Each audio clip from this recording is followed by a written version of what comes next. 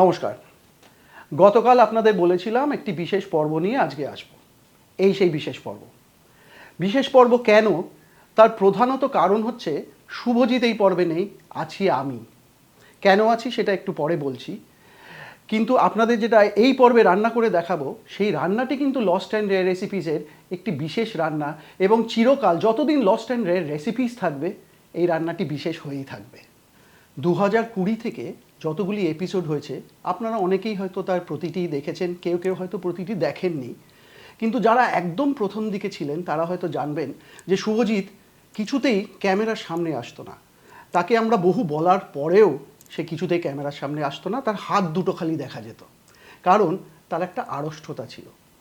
কিন্তু আমরা অনেক বলেছি, আমি বিশেষ করে, আমি ওর এত পুরনো বন্ধু, আমি জানতাম যে অপূর্ব সুন্দর কথা বলে এবং ও পড়াশোনায় ভীষণ ভালো, তাই জন্য যে কাজটা করবে অত্যন্ত মন দিয়ে করবে। কিন্তু তবুও কিছুতেই ওকে ক্যামেরার সামনে আমি প্রথম কয়েকটি এপিসোডে আনতে পারিনি। কিন্তু তারপর যখন ও নিজে পরিবেশন করতে শুরু করলো তখন আর উৎসাহ দেখে কে? রাতের পর রাত জেগে কি অক্লান্ত পরিশ্রম করেছে এই গত 5.5 বছর, সে আপনারা বিশ্বাস করতে পারবেন না। তার সাক্ষী আমরা যারা লস্ট অ্যান্ড রেয়ার রেসিপিসের সাথে এত বছর ধরে যুক্ত আছি। আজকের পর্বটা বিশেষ কেন জানেন? কারণ দুটি কারণ প্রধানত। শুভজিতের শরীরটা একটু খারাপ হয়েছে, তাই আমি ওকে বলেছি তুই বিশ্রাম নে।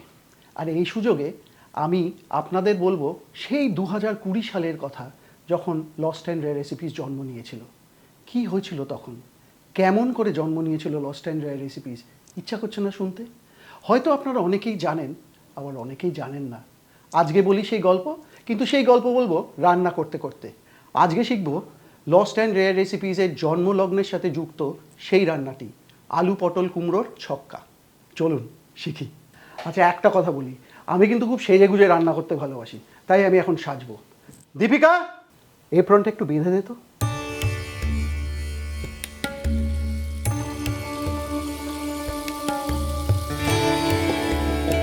এই রান্নার জন্য আগের দিন রাত্রে ছোলা ভিজিয়ে রাখুন, আর যখন রান্না করবেন তখন কুড়িয়ে নেবেন একটু নারকেল, আর ডুমো করে কেটে নিন আলু, কুমড়ো আর পটল। কড়াই আঁচে চাপিয়ে ঢেলে দিন সর্ষের তেল। তেল গরম হয়েছে, এই গরম তেলে এবার ভেজে তুলুন আলু।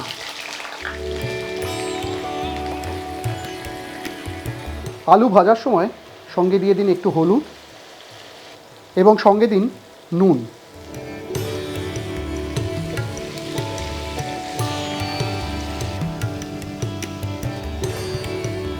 আলু একটু লালচে করে ভাজবেন। যতক্ষণ আলু ভাজা হচ্ছে ততক্ষণ আপনাদের একটা গল্প বলি। 2020 সাল অতিমারিতে সারা পৃথিবী নিস্তব্ধ হয়ে পড়ে রয়েছে, যে যার বাড়িতে আটকে। আমাদেরও সকলেরই একই অবস্থা, আপনাদের মনে আছে নিশ্চয়। সেই সময় সবাই কোনো না কোনো কাজে নিপুণ বা নিপুণা হয়ে উঠেছিলেন। তো আমারও খুব শখ হয়েছিল যে আমি রান্নায় একটা পারদর্শী হয়ে উঠব। কী করি, শুভজিৎ চিরকালই খুব ভালো রান্না করে, ওকে ফোন করলাম। ফোন করে বললাম যে শোন, আমার না খুব একটা কিছু রান্না করে সবাইকে তাক লাগিয়ে দিতে ইচ্ছা হচ্ছে, তুই একটু হেল্প করবি? ও বললো কী কী আছে বাড়িতে? আমি বললাম যেরকম সবার বাড়িতে থাকে, আলু কুমড়ো পটল। বললো ওই তো আলু কুমড়ো পটল, ওই দিয়ে একটা ছক্কা বানা। আমি বললাম তাহলে তো বেশ। গতকাল রাতে আমরা একটুখানি রাতে না, সন্ধেবেলায় মুড়ি মেখে খেয়েছিলাম, সেই ছোলা ভেজানো ছিল। আমি বললাম যে ছোলাও তো রয়েছে। বলছে আরও চমৎকার, নারকেল আছে বাড়িতে? আমি বললাম হ্যাঁ, নারকেলও আছে, তুই এটা বানিয়ে দে।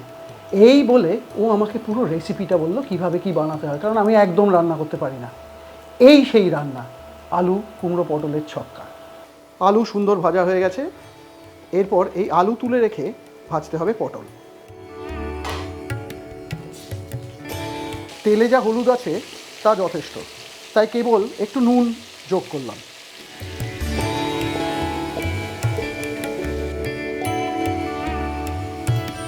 পটল খুব সুন্দরভাবে ভাজা হয়ে গেছে।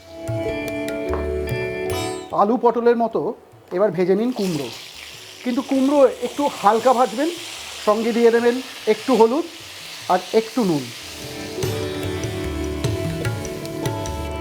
এই আলু কুমড়ো পটলের ছক্কা রান্নার সময় সেই 2020 সালে আমি একটা কাজ করেছিলাম। পুরো রান্নাটা ভিডিও করে তুলে রেখে দিয়েছিলাম আমার মোবাইল ফোনে। তারপরে একটু মিউজিক ভালো করে এডিট করে আমি শুভজিৎকে রান্নাটা পাঠাই হোয়াটসঅ্যাপ করে। শুভজিৎ তো দেখে আহ্লাদে আটখানা, বলে এ তো দারুণ হয়েছে রে। আমি বললাম হ্যাঁ শোন, এইটা থেকে আমার একটা আইডিয়া এসছে মাথায়। বলে কি? আমি বললাম এই যে বাড়িতে বসে আছি একদম ভালো লাগছে না, চল একটা কাজ করি, যেইটুকু সময় আমাদের অফিসে যেতে অ্যালাউ করবে সেই সময় তুই রান্না করবি, আমি শ্যুট করব। সেই ছিল লস্ট অ্যান্ড রেয়ার রেসিপিসের জন্মলগ্ন।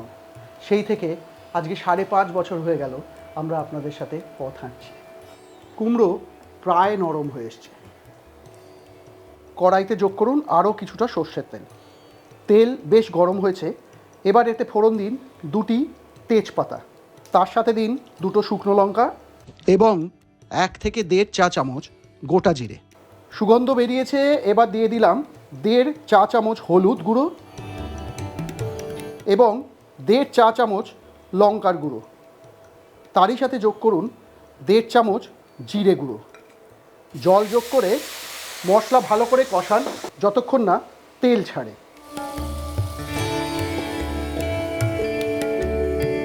তেল সুন্দরভাবে ছেড়ে দিয়েছে।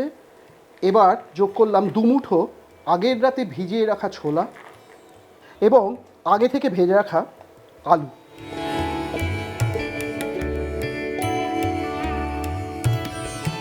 খানিকক্ষণ কষিয়ে নিয়ে এতে যোগ করুন 4 থেকে 5 টেবিল চামচ নারকেল কোড়া।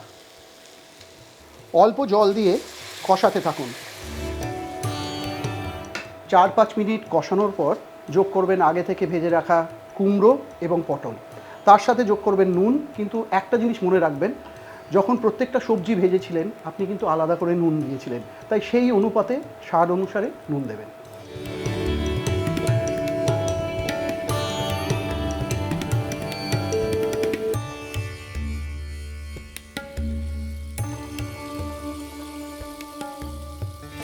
তিন 4 মিনিট হয়েছে।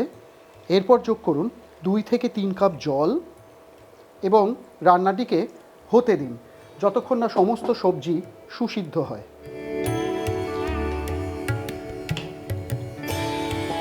এই সময় রান্নার আঁচ বাড়িয়ে দেবেন এবং রান্নাটিকে ফুটতে দিন। মনে রাখবেন এই রান্নাটি কিন্তু গা মাখা হয়।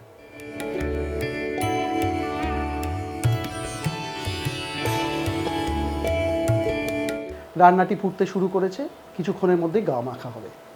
এই রান্নাটি কিন্তু একদমই বিরল নয়, প্রতিটি বাড়িতে অসংখ্যবার এই রান্নাটি হয়েছে। কিন্তু যেহেতু এটা লস্ট অ্যান্ড রেয়ার রেসিপিসের জন্মলগ্নের সাথে যুক্ত, তাই আমাদের খুব প্রিয় এবং এর সাথে যে গল্পটি জড়িত আছে সেটা বলবার জন্য আমি নিজে এসেছি আপনাদের এই গল্পটি শোনাবো বলে। আপনারা তো শুভজিৎকে দেখে অভ্যস্ত, কিন্তু আশা করি এই পর্বটি আপনাদের পছন্দ হলো, ভালো লাগলো। যদি ভালো লাগে শেয়ার করবেন, সাবস্ক্রাইব করবেন আমাদের চ্যানেল এবং আমাদের সঙ্গে থাকবেন। যদি আমাদের যোগাযোগ করতে চান আমাদের নম্বর রাখা রইল 6291834357। সোম থেকে শনি সকাল 11টা থেকে 7টা এর মধ্যে এই নাম্বারে আপনারা আমাদের যোগাযোগ করতে পারেন। রান্নাটি গা মাখা হয়ে এসছে। এবার আর 2-3টে জিনিস যোগ করার পালা। এখন যোগ করুন 2 চা চামচ চিনি। নিরামিষ রান্না, তাই রান্নাটি একটু মিষ্টি মিষ্টি হওয়া উচিত। তার সাথে যোগ করুন 1 চামচ গুঁড়ো করা গরম মশলা, অর্থাৎ এলাচ, লবঙ্গ এবং দারচিনি। ভালো করে রান্নাটি মিশিয়ে নিন। যোগ করুন আরও কিছুটা নারকেল কোড়া। ভালো করে আবারও মিশিয়ে নিন, কিন্তু আলতো করে মেশাবেন যাতে সবজি ভেঙে না যায়। রান্নাটি শেষ করুন ওপর দিয়ে 2 চামচ ঘি ছড়িয়ে। এই রান্না কিন্তু সবচেয়ে ভালো লাগে রুটি, লুচি বা পরোটার সাথে। যদি ইচ্ছে হয় ভাতের সাথেও পরিবেশন করতে পারেন।